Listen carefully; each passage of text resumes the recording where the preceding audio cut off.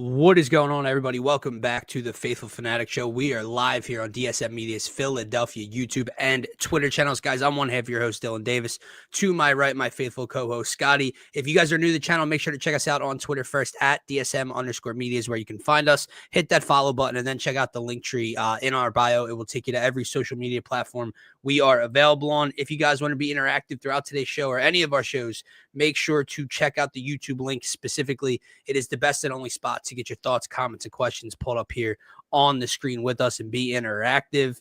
Saquon Barkley, Scotty, the cover of Madden. Are you worried about the Madden curse? Everyone will talk about that. He joins the 99 club. Vic Fangio speaks. CJ Gardner-Johnson has some things to say. Nakobe Dean won't be back for a while. We got a decent amount of Eagles stuff to get into as we're in voluntary OTA season at the moment around the NFL, man. The Sixers, some rumors coming out about whether it's going to be Ace Bailey or possibly some other candidates at pick 3. Some people think they might be trading back. Is that a mistake? What does that mean for the future of the franchise? And the Phillies, we're in a little bit of a slump at the tail end of last week and over the weekend, man. They get an 8-3 win in Toronto last night. Mick Abel gets to start tonight. They're back in the win column. So we got a lot to discuss on this Wednesday night, man. But what's going on? Is it a slump if Bryce doesn't play? Yeah, I mean, hey, that's what the people are saying. I know. And it's fair. It's a slump. Anytime you get swept, right, by a team that's equal or lesser than to you, you can call it a slump, but I'm feeling just fine, man. Happy hump day, dude. Obviously we got back off, on a positive note with the Phillies last night. That was a fun showing from the jump. So yeah, I think even with the little slump over the weekend, I guess you could point out we got some positivity back yesterday on the road, which is always great, but happy to see everybody tapping in. We got D-Rab, Martian, Terry's back. Yeah, we got everybody tapping in. It's getting close to football season. Yeah, I think it coming back. Purdy's locked in, Scotty. Purdy's locked in San Fran town. Yes, sir. He got the big contract. We'll see if they regret it. Since we brought it up, since Terry tapped in, I saw some issues with Brandon Ayuk and his contract, apparently. Really? Yeah, saw a report on that. I don't know how much truth is to it, but he just got an extension last year, right? So, I thought so, right? We'll see what happens with them. Already traded Debo, extended Kittle, whatever. They're not even our rivals. Let's start in football talk anyway, in football world, and let's talk about the Birds and what's been going on in Eagle world. And all it is a little bit of off the field fun stuff, right? Saquon gets to grace the cover of the new Madden, obviously the backwards hurdle. Anybody out there fearful? I'm not. I'm saying it jokingly. Yeah. Let me ask you this: are you buying it? Do you buy it just for the case, even if you don't play? No, I wouldn't do it then. Well, here's the thing: I get mine digital now. Like I do mine through the PS5. So like. That does bring a point because I can get the disc, so I might have to go out and get it just once in 20 years, man. The Eagles, get to jump on the cover. It is a little bit of a. I know people don't care about it as much anymore these days outside of the Madden curse, but I feel very happy to see the Eagles get honored on the cover, man. It finally gets some like respect in just the media scale of things, I guess you could say, when it comes to video games. And like D-Rab said, like you said, 99 club. I mean, obviously it's well deserved, a historic season last year. The Madden curse, man. Do I believe in it? Do I believe in curses? Yeah. Do you believe in curses? That's the thing, right? Like coincidences, Scotty. What's the terminology? Because the big thing, right? And if you just look at it through a Philly scope or an Eagles scope of the Madden curse, I think it was over 20 years ago that McNabb grazed the cover, has a sports hernia the following season, has the big feud with Terrell Owens the following season. Terrell Owens is shipped out. So is it a curse? It's hard to say off of one example in the past. So I'm not going to go that far and say it's a curse. What I would say is that it would be very I don't even want to talk it into existence, man. It after the season he had last year of staying fully and completely healthy, it's hard to imagine him not missing a game or two at least. A game, yeah. Something's going. Just it's how knock on wood, twisted ankle, works. Miss a week. Yeah. Bang, dislocate a finger, miss a week. He's a running back. And hopefully that's not the case, and maybe it won't be the case. But in reality, like we had this conversation about the Eagles roster as a whole a year ago, right? At this time a year ago. They're coming off of a season where their roster was depleted, and then we're coming into and saying the next season saying, well, that's more than likely the law of averages are going to play out at some point. And another team, let's say it was San Fran that year. Sorry, Terry. Maybe it was Detroit. I don't remember. But like they were basically fully healthy into their Super Bowl run. I think it was San Fran's Super Bowl against Kansas City. Yeah. But we're coming off that season. Well, the law of averages will play out. Well, it kind of goes into everything. The only thing when it comes to Madden is like it's happened one too many times for my liking. You know what I mean? Like I don't believe the curses. I'm with you. I'm not fearful of it. If something's gonna happen, it's gonna happen. Whatever. It's cool that he's on it. But it's like it's just happened. Like, dude, it happened up until like Brady and his at age 44 or whatever was somehow able to not get injured that season. Yeah. But like, was that the year he won the Super Bowl? Time and time again. Even if the player doesn't get injured, I remember when Peyton Hillis's ass was on it in 2012 or whatever. Yeah. Did Peyton Hillis have a successful season after being on Madden? Like, so it's just happened one too many times for it to be like, oh, this is a weird trend that this keeps occurring. One I'm just gonna put my faith in. I was watching this documentary the other day. I think it was a Football Life, Calvin Johnson or Megatron.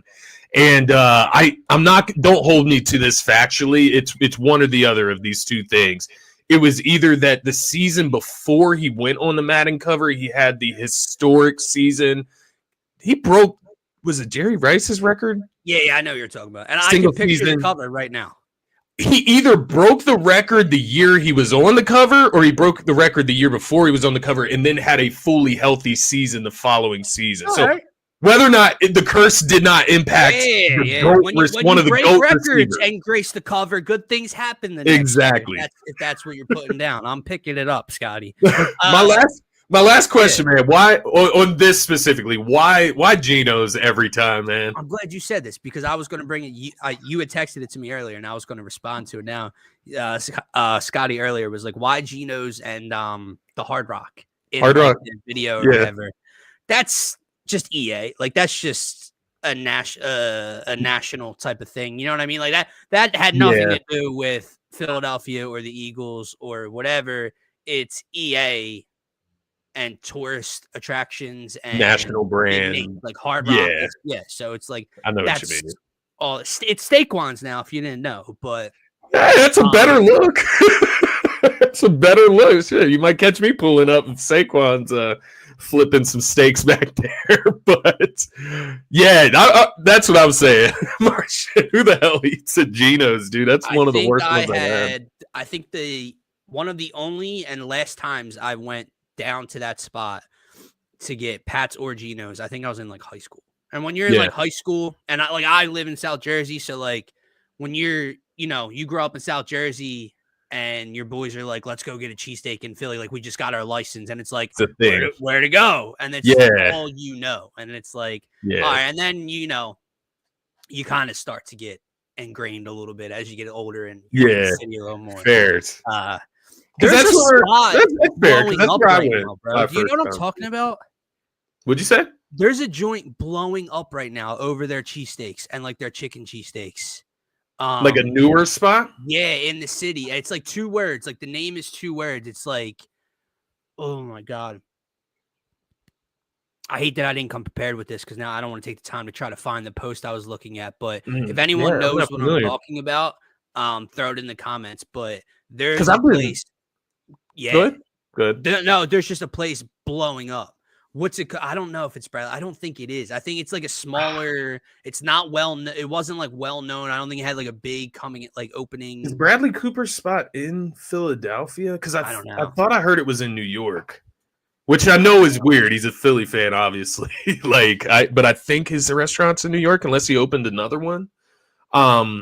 And yeah, just as far as what you're talking about, I mean, D'Alessandro's There. was my Skinny favorite one. Joe's. Skinny Joe's. No, I have not heard of that one. On Broad Street. Have to try that though. I'll give it a try. Like I'll give every new place a try, of course, just to see what they got.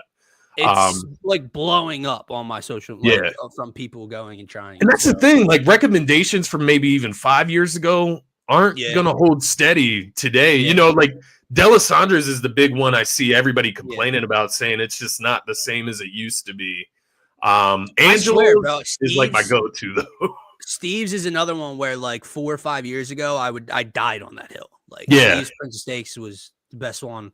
It fell off a little bit. And then like I swear to God, like the last 2 times I've had it, I was like, this doesn't quite feel the same. Maybe that's just, I don't know. Maybe it's just a lack of memory, but I don't know. But all right, enough cheesesteak talk. Yeah, that was fun enough. Vic Fangio did speak a little bit, man, and he kind of talked about what to expect maybe throughout camp and early on in the season, and that is that Nakobe Dean is going to be out a while. And I think we kind of figured that, right? Like he got hurt in the playoffs.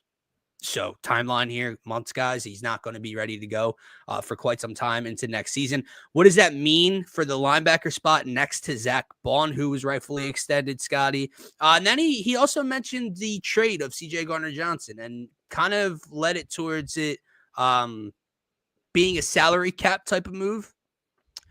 Before we went live, I saw C.J. Gardner-Johnson had something to say about that on Instagram. And it's just like, this is a tough one for me because on CGJ's exit in 22, I was tired of him on his way out. We had lost the Super Bowl.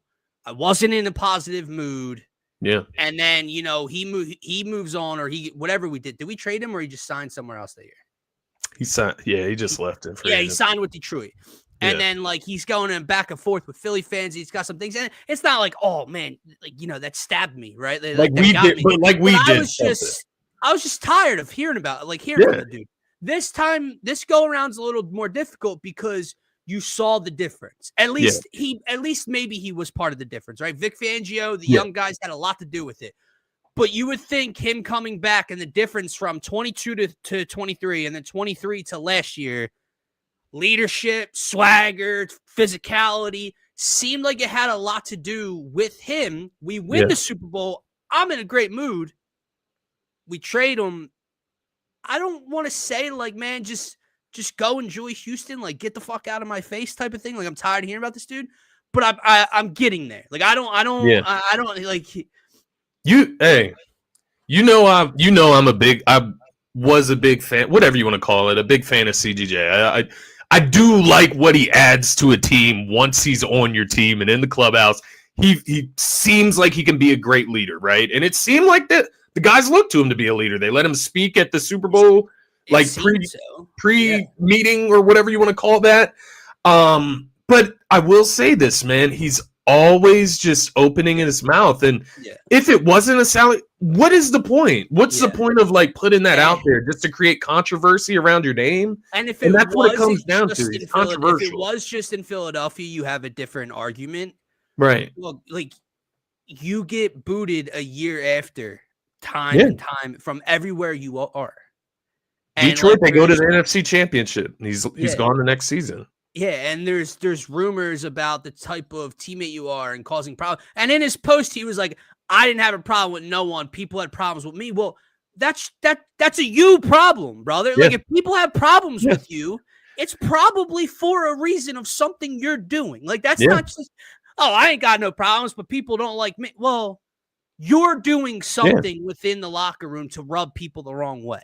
And that's a large part of why he had to be moved, I would assume. Yeah.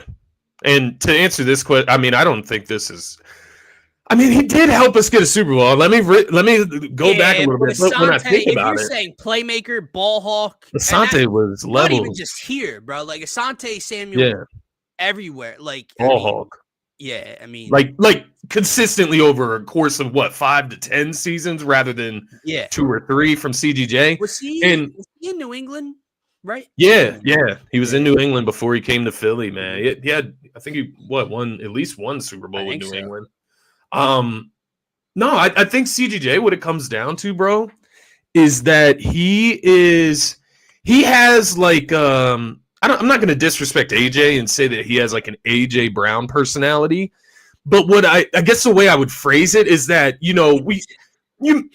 I'm not going to speak for everybody else. I've gotten a little annoyed with AJ at times over the last 2 years or so, right? He's got like that wide receiver diva-ish personality in a position that doesn't call for anything. And he is not an all-pro. Yeah. And I'm very grateful for what he did here last year. And very grateful. Yeah. I mean, the He's man not was here for that 3 good. seasons, and we went to 2 Super Bowls and won one. Very, very grateful forever. He is a good player. Yeah, yes. He just not good enough to deal with the headache. No. That's what it comes down to, man. Not at all. And I think when he puts out a post on IG or wherever he put that picture, that screenshot up, that's exactly why you're gone.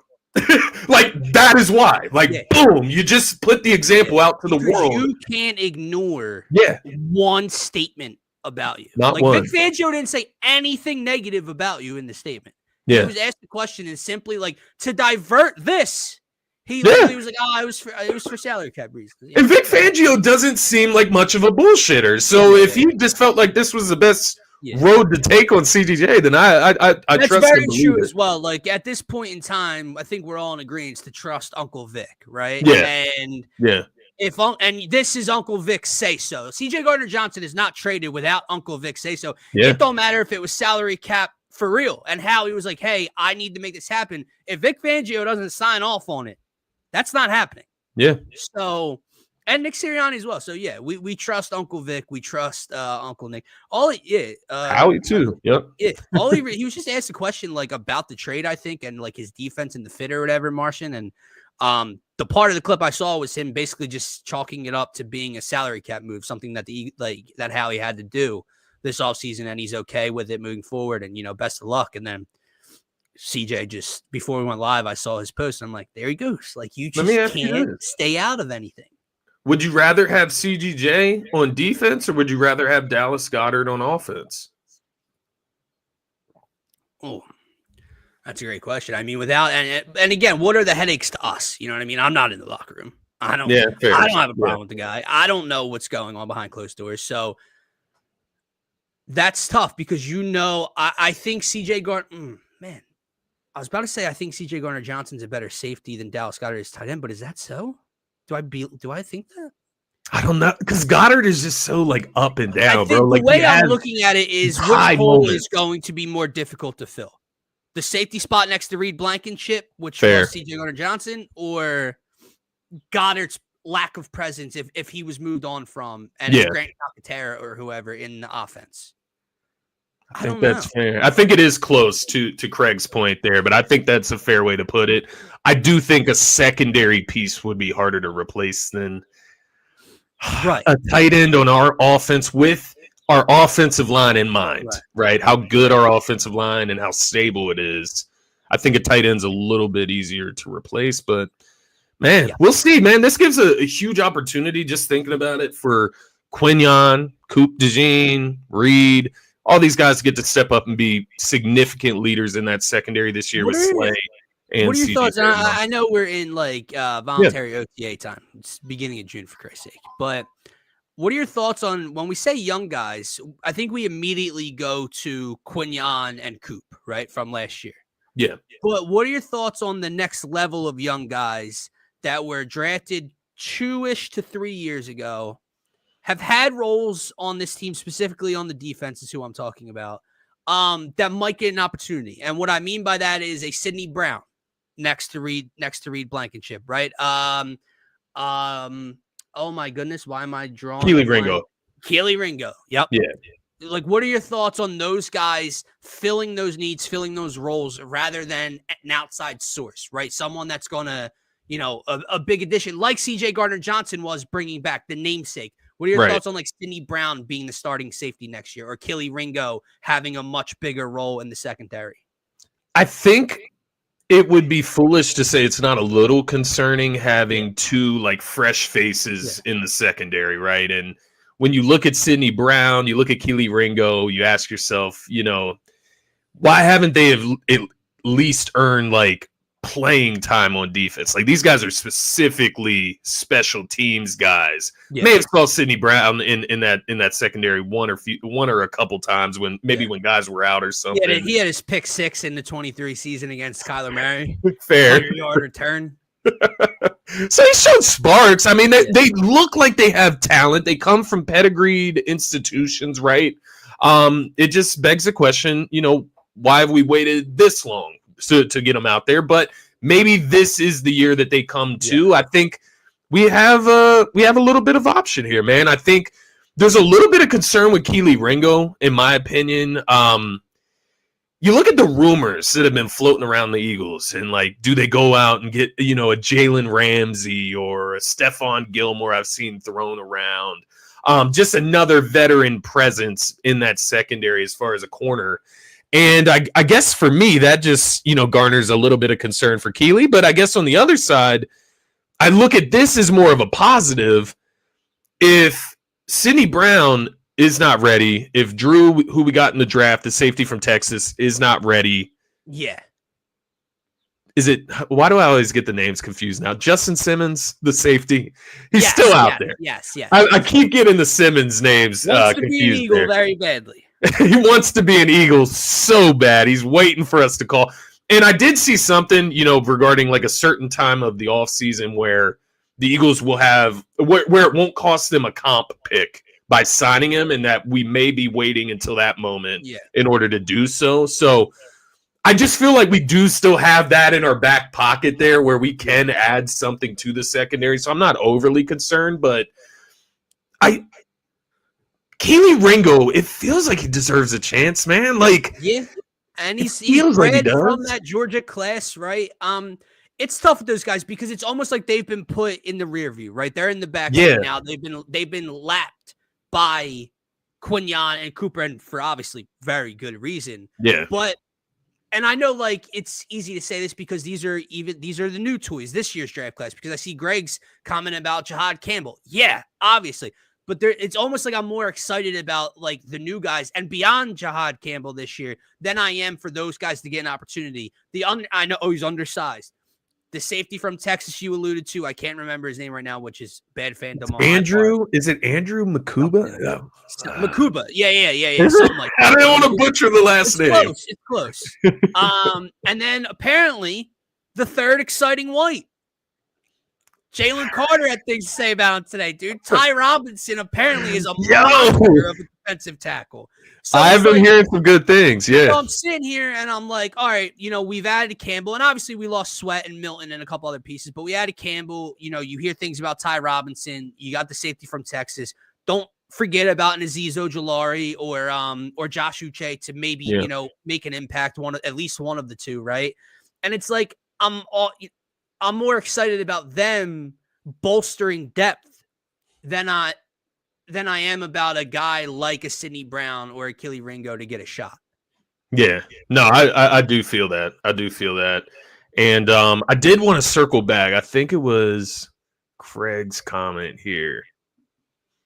I wonder if anyone will fill BG's shoes.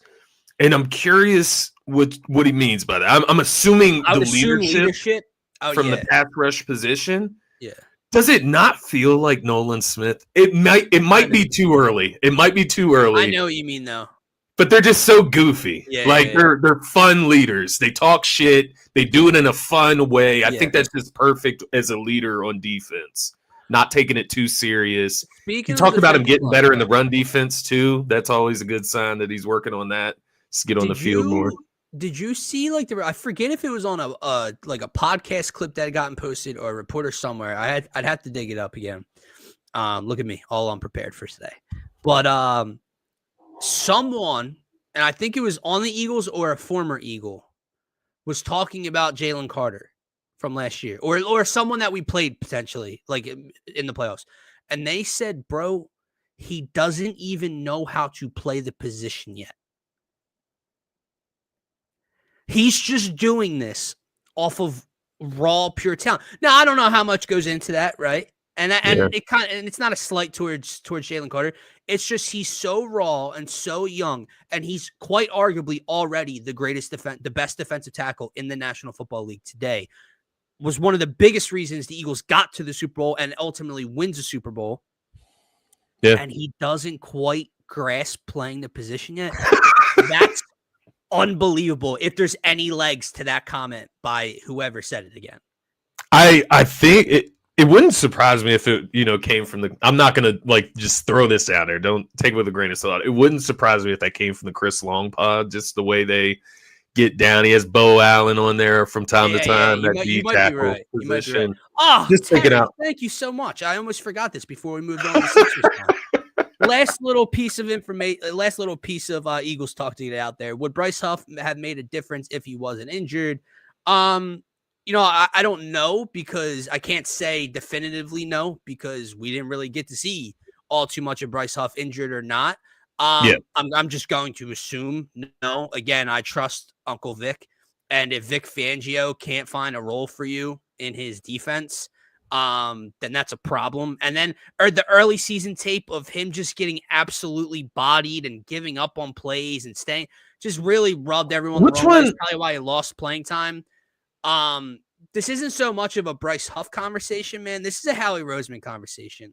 And the trade doesn't really mean any. I mean, it's a funny trade, and no disrespect, Terry, to your Niners, but the Niners have to eat his contract and give us fifth or sixth round pick for next year, which if it's a 6th round pick, no one's too excited about that, right? But that's not the point. The point is you get off of that bad contract, and Howie Roseman's ability to self-observe, self-analyze, and move off of mistakes like that. Yeah, it would have been Bryce easy. Huff deal was a mistake. Bryce Huff was given the biggest contract in free agency that the Eagles dealt out last year, money-wise. Yeah. He was paid the most of any Marquee free agent signing signing by Howie Roseman last year within less than a calendar year, or a little over a calendar year, excuse me now. Poof. Bryce Huff has moved on from, and you're off that bad contract. Was it that he thrives as a hand in the ground player, or is it the opposite? He thrives from a stand-up position. I can't remember what it is. Yeah, you're right. Well, I remember all the Jets clips that were coming out of him coming off the edge. I can't remember. I think he was stand-up, right? I think he was. It would make more sense. Maybe it's that he was hand in the ground with the Jets and that he got more get off from that position. It's one of the.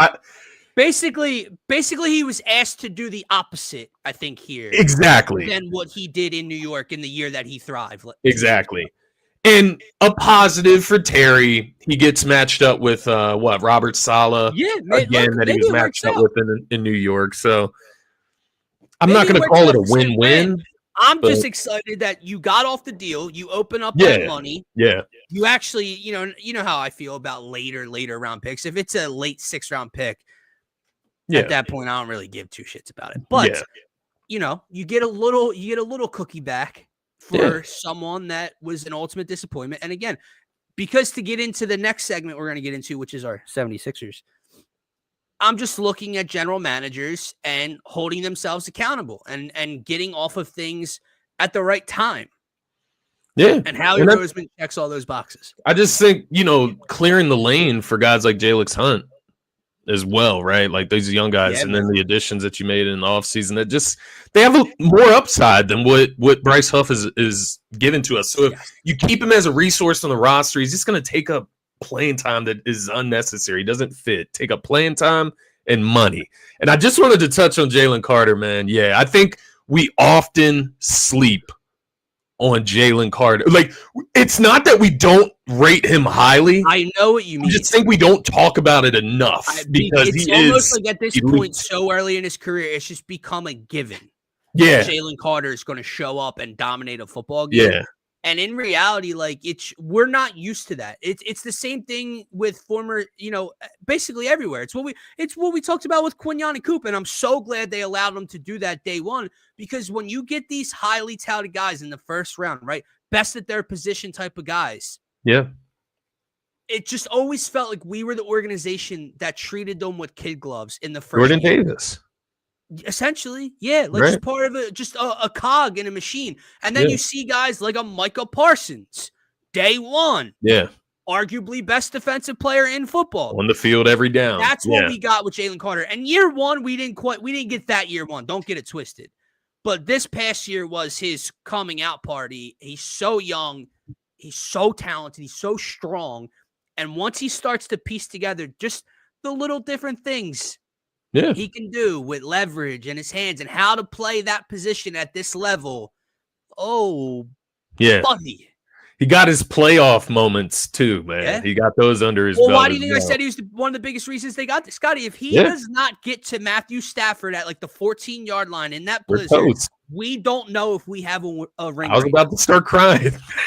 Because you wasted a season. That's where I was at when Matthew Stafford is driving down the field at the end of the game. Down the sideline, right? And it's like, oh my God. Feels like they're about everything to do this. This is working against one us. Of the ultimate Philadelphia meltdowns again. And boom, game record Jalen ripping up the middle and just folds Matthew Stafford in half. That's a game record, man. You can't find those everywhere. Yep, correct, man. Speaking of game records, game changers, we don't know who quite is going to be there at number 3, what the Sixers are looking at. That's not really what I want to get into with you today, because we already talked about this. We already said once the lottery night happened, hey, I want Ace Bailey or Dylan Harper, whoever's there, whatever number 2 decides to do. We don't know. We assume it's Dylan Harper. So give me Ace Bailey. People push back on it. Some people agree. We got that, right? But there seems to be, I don't know, a little bit more steam every day and, just different people posting about, some executives, and it could be a smokescreen, right? We don't know. But some executives, it's kind of gaining traction that Philadelphia could be looking or could look to move back and move out of that 3rd overall pick. And I guess what I just want to ask for the comments and you is kind of like, do you view that as a mistake? And how big, how franchise, how future altering is this if they move out of the 3rd overall pick down to like 7, right? And I get it. You can move down to 7, get a Con Knipple, get a Malawatch. People would be happy. You'd gain an asset potentially. That's not what this draft is about for me. In a season that was a total disaster, I don't want to say gifted, because the season was such a disaster. We feel like we earned this, right? This reward. Yeah. When you were given, you get the 3rd overall pick a year after you signed Paul George to a max extension to complete this big 3, right? To go all in for an NBA title. Yeah. You get a guy that can be game-changing this year and post what we're looking at right now. How big of a mistake do you view it if they move out of this 3rd pick?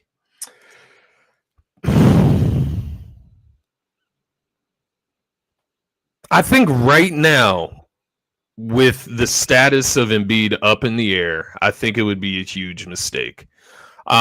Because with this 3rd pick that, like you said, we earned it. Maybe we should have gotten the 6th pick, but we got lucky. We get up to the 3rd pick. You got lucky. Take advantage of the luck. Don't push it down further down the line, because the thing is, man, you're going to maybe get a pick swap for this year, 1st rounder, and then something in the future. And that's just not what we need, man. We need something for right now and the future. And that's what you can get in Ace Bailey. Ultimately, man, is somebody that's going to be there post Embiid. And I think what we're looking at right now, man, we're looking at Paul George. Obviously, he can't be a number 1. Maxey, I think we can see he's not a number 1. He's not a number 1.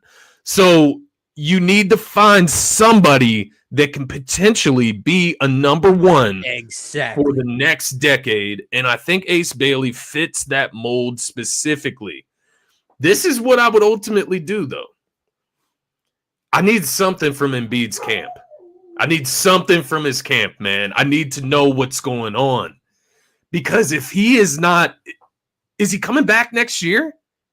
I mean, back by the beginning of the season? He's getting paid $55 million next year, bub. Better be, right? We need an update before the draft, man, because I do think that plays a factor. Plays a big factor in what we ultimately do. I here, agree. man. Look, man, I think this third pick. Can Knippel be a really good player in the NBA, Scotty?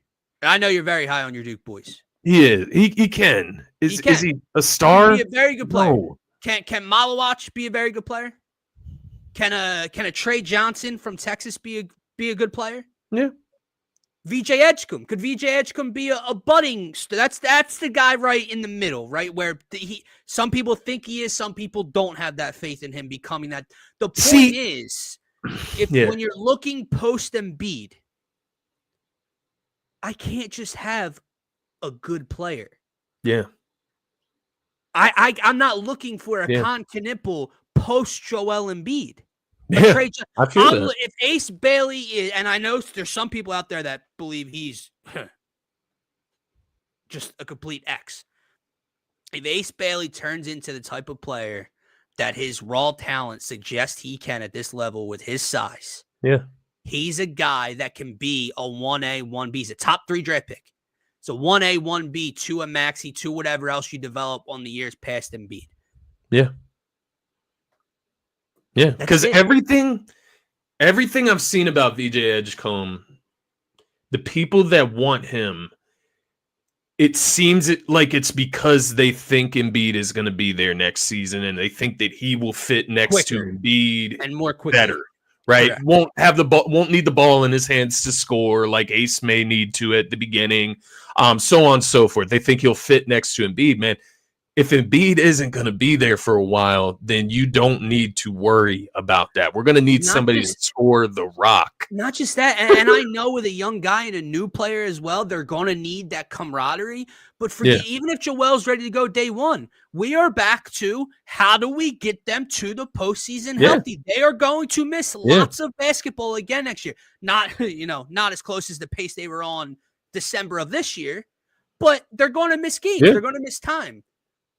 What's the best option, the best route to step in next to a Tyrese Maxey and or a Paul George on nice Joel Embiid is not playing if you are trying to compete this year? Because, by the way, look, I know we are down and out with this team.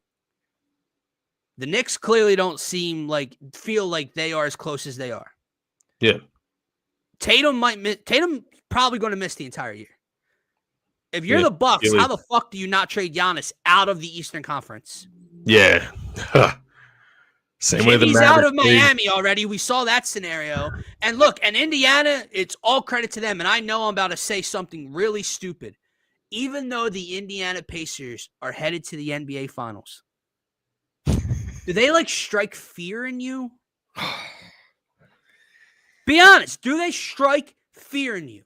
Like the 6-7 Boston Celtics did with those. And I know it sounds stupid because they're in the spot they're in right now. They play really good basketball. They do. They play I like really watching good them basketball. play. They're exciting as hell, especially when you like betting overs the way I do. But if you're a Sixers fan and you're healthy next year in the postseason, do the Indiana Pacers scare you as an opponent? I mean, relatively speaking, to the Eastern Conference, no. I mean, that's a strong word. It is. It's a strong word. They're a deep team. They have a lot of options. It's weird. To your point, they're a weird team. That's the way I would put it. They're weird. They're just weird. Weird team. Yeah. Weirdly deep team. But I think when you look at the Sixers, just comparing it to the Knicks, man. We got to see, what does Maxey look like defensively? Defense is going to be the big barometer here because that's where the Knicks ultimately struggled. They could not defend them. Brunson and Cat got played off the court. If you have two players like that in your starting lineup with heavy minutes, it's just not going to work. So, to your point, man, healthy. You bring back Yabu. You bring back Grimes. You have a nice bench. You got Justin Edwards on the bench. They Kelly Oubre. I mean, they got some guys, man. They do.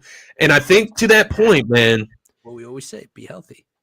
I guess this is the way I would put it. If Embiid, if you come back and you get reports from Embiid's camp that surgery, whatever, treatment's going well. He's tracking to be back next year, and he's going to get somewhere close back to his MVP status. He doesn't have to get back to MVP, but just somewhere close to that status, right? His upper level play. That would make me more understandable if they traded down. It would make it more understandable. It doesn't mean it's what I want, but I could understand it a little bit more with maybe just trying to find a better fitting piece next to Embiid rather than the best talent. Maybe. I'm not going to three. You're still looking at the next 2 years at that point. If you're talking about just pure fit around Embiid, and I see TR's point about a Trey Johnson. I hope he can facilitate an NBA offense. And it's just like, man, we can't miss here. You cannot miss. And not just not miss, you have to strike right now. Like, I know we're post-process, right? We've been to the playoffs before last year, however many years straight, right? We're out of that time period. But over the last decade, 10 to 12 years, how many top 3 picks had the Philadelphia 76ers had?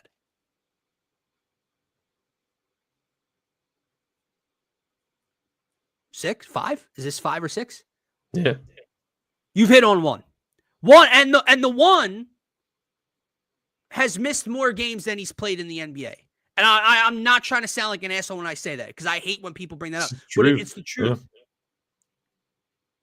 Jahlil Okafor, Ben Simmons, and I get it. At the time, we loved Ben, right? But Ben Simmons obviously flailed out. You traded he traded with Boston. You end up with Markelle Fultz. Now you get this. At what point do you stop whiffing on these franchise-altering players? Yeah. But you've nailed the Tyrese Maxey and Jared McCain picks over the last couple of years, seemingly. You nail the late teens to 20s. Yeah. But we can't get the top 3 guy down. Yeah. And I think that's the hope with Ace Bailey, is that you've got your number 2. Maybe you've got your number 3, Grimes, McCain. And I say that it might sound funny hearing their names as number 3, but to TR's point, to your point, look at Indiana right now. Who's their 3rd best player? Nesmith? Nimhard? These are quality players. I'm not disrespecting them, but why can't McCain be a Nimhard? Right. And to that point, that's where, and you see in OKC, right, they had the star in SGA, and obviously Chet, having Chet as a former first doesn't hurt either. But the kind of thought process from a lot of people around the league or fans is that the day and age of the super team, of the big 3 winning titles, that's on its way out, right? And that's kind of the boat we've put all our shit in. We have 3 max contracts. I just don't know. You gotta take the Rutgers film with a grain of salt. He has no one around him. Right. What's he supposed to do? How's he supposed to get? How's he supposed to get to the rim if everybody's focused on him? What did Dylan Harper shoot from the floor this past year? His numbers aren't great either. That's what I'm saying. Yeah. People give that, I don't know. Look, I'm not going to hate on anyone that has that is a little weary of Ace Bailey. I can understand some of the arguments and some of the pullback and not be all in on a kid. But my point is, because what you just said about tape. So that's why what I'm saying is but that's the difficult thing when we're talking about 18-year-olds and draft classes from teams we don't watch. You're watching clips, and I'm doing the same thing when it comes to other players as well. I'm not hating on what you're saying, but you're seeing clips, specific clips that are put together in videos, positive or negative for players. You weren't watching Rutgers basketball last year. Yeah. So in all reality, so these people that make these declarations about these kids coming out in a draft class, you're watching clips. Unless you're going back, game by game and just watching all the film like these like analysts do. It's like this, man. It's like this, right? Because I watched Duke all season. I'm a Duke fan. Cooper Flagg goes to Duke. He's Cooper Flagg's this mature player. I think that's why he is going number one, because of his decision making, his basketball IQ, and obviously talent, right? He goes to Duke and he gets to learn from the head coach that also sent Paulo through, and however many of these last couple years of drafts. I'm not going to sit here and go through all the Duke top draft picks and the Jared McCains that we get, right? And how well coached they are. They're smart players. They come into the league and they know what they're there to do. If Ace Bailey just gets that coaching in his freshman year of college from John Shire, from the Duke organization, just filled with highly touted coaches across the board, right? Maybe he looks a little bit different. Maybe he knows what to do when he's driving to the lane. Exactly. Because how good is the coaching that they're getting in Rutgers, dog? I would say this. I'm not trying to make excuses for him, though. I do get to your point. It's not invalid. I'm not trying to invalidate his point. But guess what, Scotty? When you're that level of talent at a school like Rutgers that doesn't have overall great athletics at all, let alone a basketball program, right? You think the kids, as an 18-year-old, you think the kids got some leadway to make mistakes and take dumb shots and do some stupid things on a basketball court in his freshman year? The answer would be yes. Now, to your point, you take that kid and you put that 18-year-old kid in a system like a Duke, like a Kansas, like a wherever, like a Michigan State with Tom Izzo. You want to bet Ace Bailey's not taking dumb shots or difficult shots that much? Because he wouldn't be allowed to, and it would have been ingrained in his 18-year-old head. You don't do this. Let me ask you this, though. It's just something that crosses my mind as we talk through this. Does it concern you at all that they decided to go to Rutgers? Does that speak to the mentality a little bit? Like, I'm just speaking as devil's advocate right now. Like, I get to go to Rutgers and I get to take as many shots as I fucking want. Can't do that at Duke. You're going to be coached and you're going to run in a system and you're going to have to abide by the system. But then again, in the day of NIL, which, and I know this sounds stupid because these bigger schools, you could, but maybe he wasn't getting that from wherever. Yeah. So I don't know. It's fair. I don't know. I think he's incredibly raw. But if you don't like it, my point is this: if you're hating on the kid, and I'm not saying you, TR, I'm not saying you're hating, but if you're hating on the kid and you can't even see like the upside or like the possibility, you're just wearing blinders at that point. Yeah, because the other side of that is, what are the detractors for Con Knipple, for Trey Johnson, for VJ Edgecombe, for Malawach, right? Comment Malawach, Derek Queen, so on and so forth. What are the detractors for these guys? Because every single one of these players has a detractor or more, right? So I think it's one of these things where if the Sixers, but it's, I don't know if it's social media or what that has just become so much more prevalent because if this was maybe like 5 or 10 years ago, I would have just said, just take Ace so that we can't look back and say that we made the wrong pick. Because in my mind, he's the consensus third best player in the draft. Scotty, I think DJ Edgecombe to me looks like a role player, dude. I think he is outside the city of Philadelphia. Like I for the longest time, Paul George.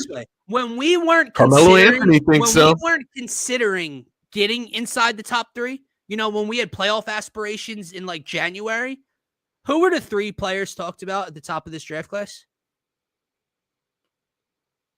Ace Bailey, Harper, Ace Bailey, Cooper Flagg. Yeah, for the past year, Ace Bailey was argued as the best up there with Cooper Flagg. And now, like, we've come into this possibility, and that we can get him, we can get one of these guys, and we have to argue. We have to be smarter. Yeah, we have to, like, it's just, I don't know. I think everybody has so much access to their own footage, to their own tape, and you get your own people that you like to follow and listen to what they say these days. There's just so many outlets for information. Yes, because that you it and does. I, It becomes overload. I feel like, and the comments can tell us if I'm wrong by saying this, but you and I are different than a Sean Barnard, or a Philly RB, right? Like we talk about the stuff, but I'm not breaking down like film. I'm not analyzing and diagnosing. You know what I'm talking about? I'm not putting out scouting reports. Mark Henry, my boy Mark, what he does with college football and the NBA draft and stuff like that. He puts together these reports. We're not that. Yeah. I have opinions. I watch, I observe, I analyze, but I'm not the type that's like breaking down film and can really give you a diagnosis of what this kid does well and doesn't. Yeah. I watch my eyeballs and I see what I like and I see what I don't like along all of them. Yeah. But yeah. I'm not going to act like something I'm not, at the end of the day. I just don't have time to do that shit, if I'm being completely honest. But yeah, I watch as much basketball, as much sports as I can, and I garner my observations and opinions from there, man. But no, I put it this way. Drafting Ace is my number one option. Trading up to draft Dylan Harper is my second option. And then, sure, depending on Embiid, if you feel you've got to trade down, I mean, I don't want to see it, but I would put that over like going out and getting a Kevin Durant, for example. Though I think I would do that over that. I know what you mean. But all right, man, let's move on here. Last couple minutes of the show, we'll talk some fightings. Obviously, we weren't live last week. No, we were not ducking. We had some things going on, getting right.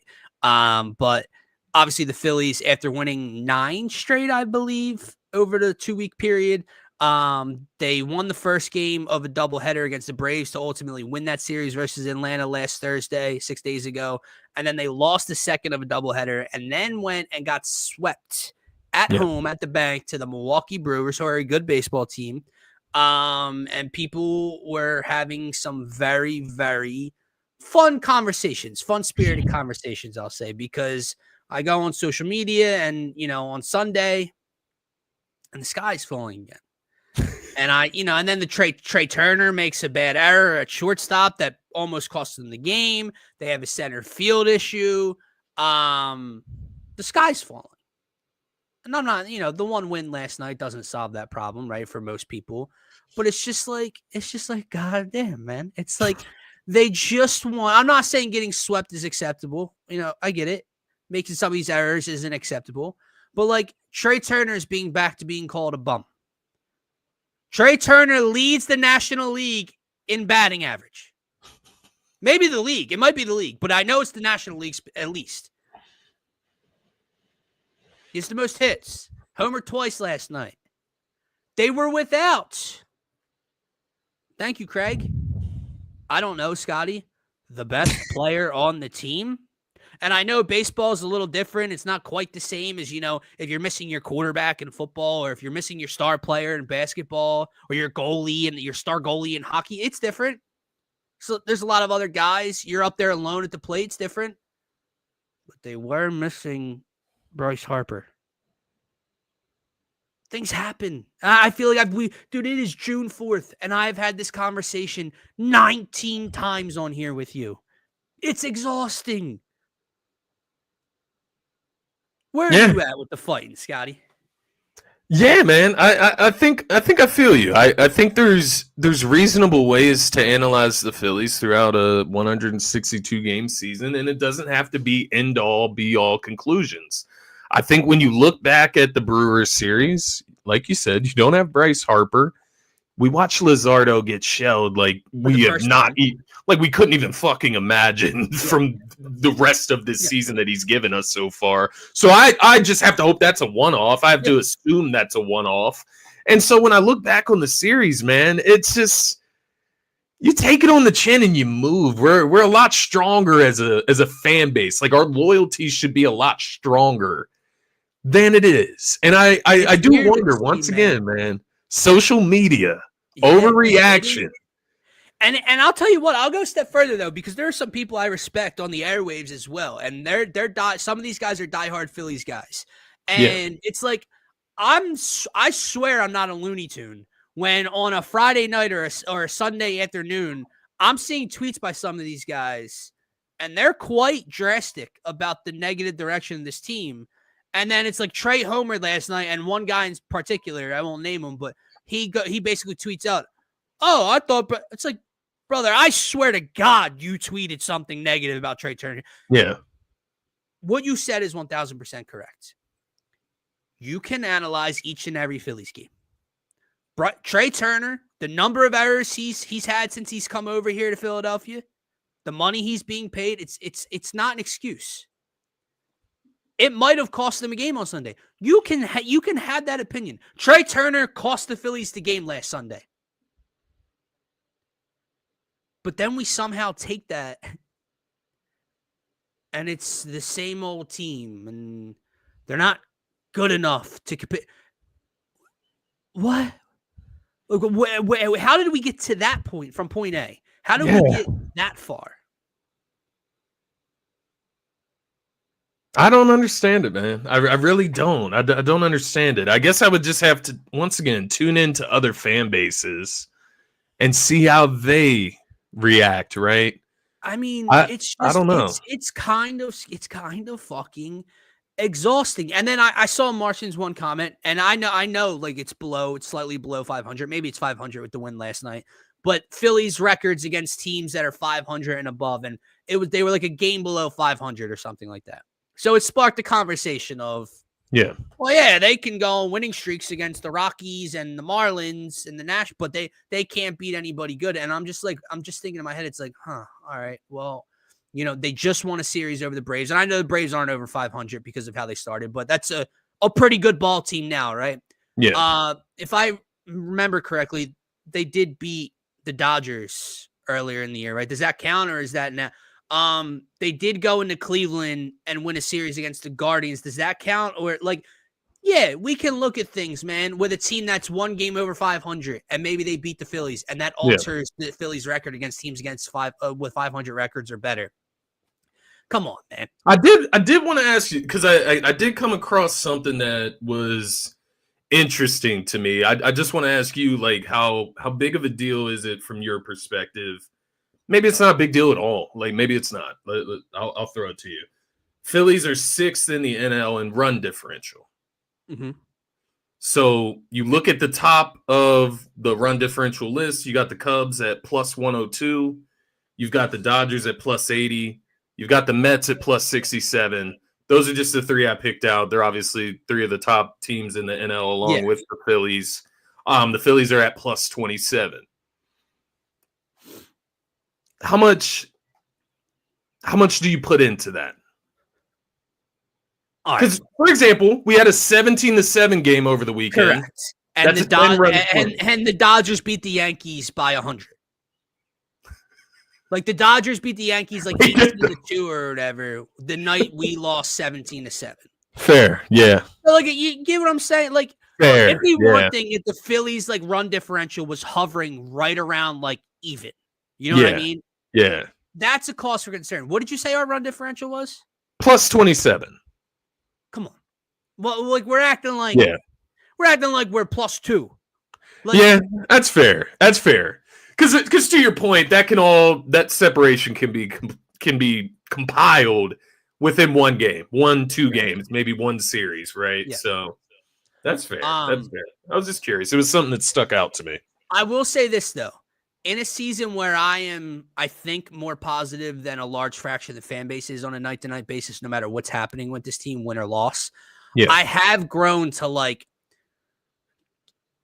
I have my guys this year that just annoy me no matter what, and I hate it about myself now because it's like, obviously come postseason time when these guys that I'm constantly complaining about do something well, I don't want to feel like I'm backtracking when I'm celebrating. Yeah, I know what you mean. But dude, like JT Realmuto as a hitter, not as a catcher, as a hitter.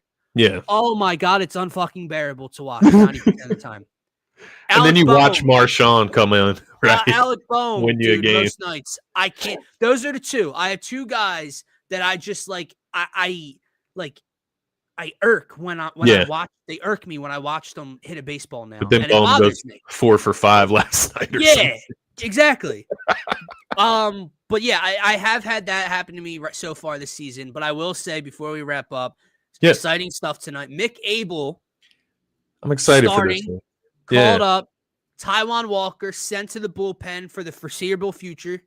And I think it's a really good move, right? You cannot bring like a young guy up. You can't bring a Mick Abel up and put him into a bullpen role. You can't even bring a bullpen guy up from Lehigh Valley right now and expect him to be the shot in the arm that you guys need. Taijuan Walker has had his issues at times this year, but for the most part has been exceeding all of our expectations, even out of the bullpen when he was put in that limited role. Just give us 1 or 2 innings. We had an issue with the bullpen. Alvarado gets suspended. They're trying to solve answers. We're not near the deadline yet. They will be making moves. So Mick Abel starts tonight. Go win tonight. Go win the series early, and then we can look for a sweep. But Mick Abel starting is exciting stuff. Any best bets for tonight, man? You best believe it, buddy. It's Philly. What's his K's at? I was just going to look at that right now, but I'm going Phillies money line. Because I think I've continued to see it slip. Oh, wow, yeah. You're plus money at this point, right? Or no, they're even. They are minus 108 right now. They were like minus 130 to start the day. Okay. So obviously I like to see that. It's scary. I'll tell you what, the bigger money's on the Blue Jays, and here's why. The Phillies have gone down, like better if you're a betting person, but 73% of the money line wagers on DraftKings are on the Phillies money line. So the big money, the sharp action, quote unquote, is going on the Toronto Blue Jays. Gotcha. Now, if you want Mick Abel strikeouts, you can get over 4.5 at plus 140. It's interesting.